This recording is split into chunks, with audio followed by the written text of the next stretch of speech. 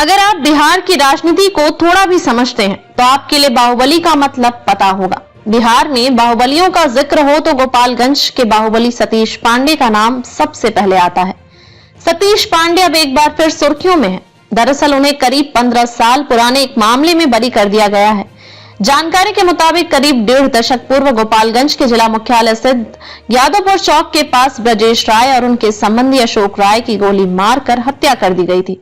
इस हत्याकांड में सतीश पांडे को एडीजे 10 मानवेंद्र मिश्र की अदालत ने साक्ष्य के अभाव में बरी कर दिया है। इसके साथ ही अदालत ने पर्याप्त अवसर दिए जाने के बावजूद अभियोजन पक्ष की ओर से साक्ष्य प्रस्तुत नहीं कर सकने पर कड़ी प्रक्रिया दी। बता दें कि 11 जनवरी 2010 को ब्रजेश राय तथा उनके रिश्तेदार अशोक राय की यादवपुर चौक के पास गोली मारकर हत्या कर दी गई। घटना को लेकर ब्रजेश राय के भाई अजित राय के बयान पर आमोद तिवारी, वीरेंद्र यादव, रामशीष यादव, सुरेंद्र यादव एवं 2-3 अज्ञात के खिलाफ नगर थाने में दर्ज की गई। बाद में कांड के अनुसंधानकर्ता ने 16 जुलाई 2010 को सतीश पांडे और लवकुश साह के खिलाफ आरोप पत्र समर्पित किया।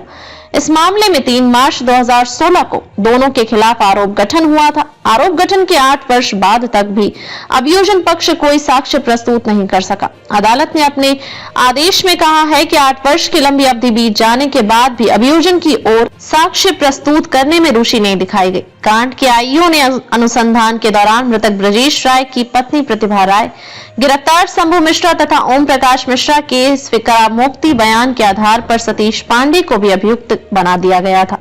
ब्रजेश राय और अशोक राय हत्याकांड के मुख्य आरोपित इमलिया मांझा के आमोद तिवारी की हत्या वर्ष 2013 में अपराधियों ने फुलवरिया प्रखंड कार्यालय में स्थित प्रखर प्रमुख के चैम्बर में घुसकर दी थी। इसी प्रकार उचका गांव थाने के बड़वा मठ के पास 9 मई 2020 को शंभू मिश्र की गोलियों से भूनकर हत्या कर दी गई। बता दें कि 24 मार्च 2020 में हुए एक ही परिवार के 3 लोगों की हत्या मामले में भी सतीश पांडे, पप्पू पांडे और मुकेश पांडे को आरोपी बनाया गया था। इस मामले में भी सतीश पांडे की फैमिली बरी हो चुकी है। बता दें कि सतीश पांडे का वर्चस्व गोपालगंज में खूब चलता है। उन्होंने अपने छोटे भाई अमरेंद्र कुमार उर्फ पप्पू पांडे को विधायक बनाया है। पत्नी उर्मिला देवी और बेटे मुकेश पांडे को जिला पार्षद अध्यक्ष की कुर्सी भी दिलाने में काफी मेहनत की। जिले में चलने वाले टेंडरों में भी पांडे भाइयों का वर्चस्व कायम है।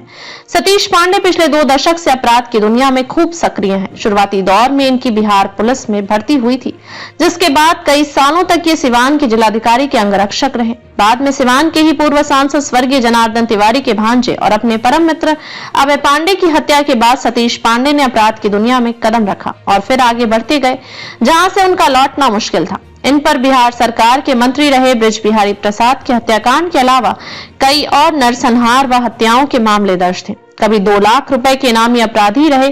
सतीश पांडे के खिलाफ 90 से ज्यादा मामले दर्ज थे। ये बात खुद गोपालगंज की पुलिस बताती है।